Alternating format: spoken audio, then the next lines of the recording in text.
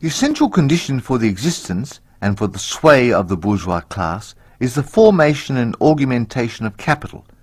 The condition for capital is wage labour. Wage labour rests exclusively on competition between the labourers.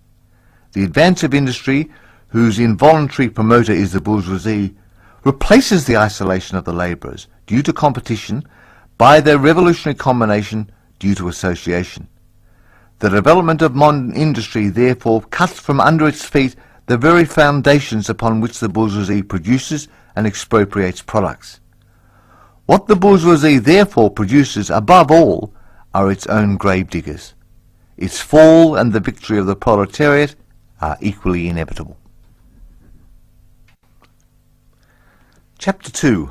Proletarians and Communists. In what relation do the Communists stand to the proletarians as a whole? The Communists do not form a separate party opposed to either working class parties. They have no interests separate and apart from those of the proletariat as a whole. They do not set up any sectarian principles of their own by which to shape and mould the proletarian movement. The Communists are distinguished from the other working class parties by this only. 1. In the national struggles of the proletariat of the different countries, they point out and bring to the front the common interests of the entire proletariat, independent of all nationality. 2. In the various stages of development which the struggle of the working class against the bourgeoisie has to pass through, they always and everywhere represent the interests of the movement as a whole. The Communists, therefore, are on the one hand practically the most advanced and resolute section of the working class parties of every country, that section which pushes forward all others. On the other hand, theoretically, they have over the great mass of the proletariat the advantage of clearly understanding the line of march and conditions and the ultimate general results of the proletarian movement. The immediate aim of the Communists is the same as that of all other proletarian parties: formation of the proletariat into a class, overthrow of the bourgeois supremacy, conquest of political power by the proletariat. The theoretical conclusions of the Communists are in no way based on ideas and principles that have been invented or discovered by this or that universal reformer. They merely express in general terms actual relations springing from an existing class struggle, from an historical movement going on under their very eyes. The abolition of existing property relations is not at all a distinctive feature of communism. All property relations in the past have continually been subject to historical change consequent upon the changes in historical conditions. The French Revolution, for example, abolished feudal property in favour of bourgeois property.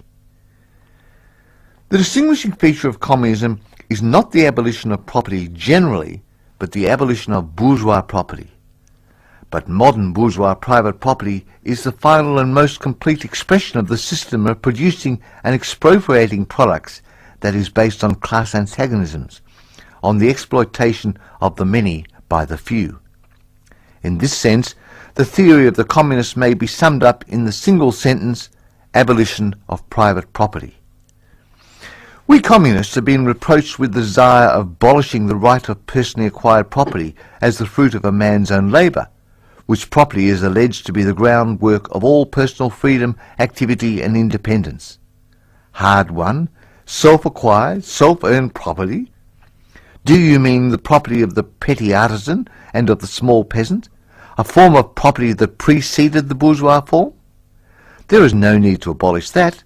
The development of industry has to a great extent already destroyed it, or is still destroying it daily. Or do you mean modern bourgeois private property? But does wage labour create any property for the labourer? Not a bit. It creates capital. That is, that kind of property which exploits wage labour, and which cannot increase except upon the condition of begetting a new supply of wage labour for fresh exploitation. Property in its present form is based on the antagonism of capital and wage labour. Let's examine both sides of this antagonism. To be a capitalist is not only to have a purely personal but a social status in production. Capital is a collective product, and only by the united actions of many members, nay, in the last resort, only by the united action of all members of society, can it be set in motion. Capital is, therefore, not a personal, it is a social power. When, therefore, capital is converted into common property, into the property of all members of society, personal property is not thereby transformed into social property. It is only the social character of the property that is changed. It loses its class character. Let us take wage labour.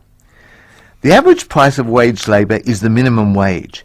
That is, that quantum of the means of subsistence which is absolutely requisite to keep the labourer in bare existence as a labourer. What, therefore, the wage labourer appropriates by means of his labour merely suffices to prolong and reproduce a bare existence. We by no means intend to abolish this personal approbation of the products of labour, an approbation that is made for the maintenance and reproduction of human life, and that leaves no surplus wherewith to command the labour of others. All that we want to do away with is the miserable character of this appropriation, under which the labourer merely lives to increase capital, and is allowed to live only insofar as the interests of the ruling class require it. In bourgeois society, living labour is but a means to increase accumulated labour. In communist society, accumulated labour is but a means to widen, to enrich, to promote the existence of the labourer. In bourgeois society, therefore, the past dominates the present. In communist society, the present dominates the past. In bourgeois society, capital is independent and has individuality, while the living person is dependent and has no individuality. And the abolition of this state of things is called by the bourgeoisie abolition of individuality and freedom, and rightly so. The abolition of bourgeois individuality, bourgeois independence, and bourgeois freedom is undoubtedly aimed at. By freedom is meant, under the present bourgeois conditions of production, free trade, free selling and buying. But if selling and buying disappear, free selling and buying disappear also.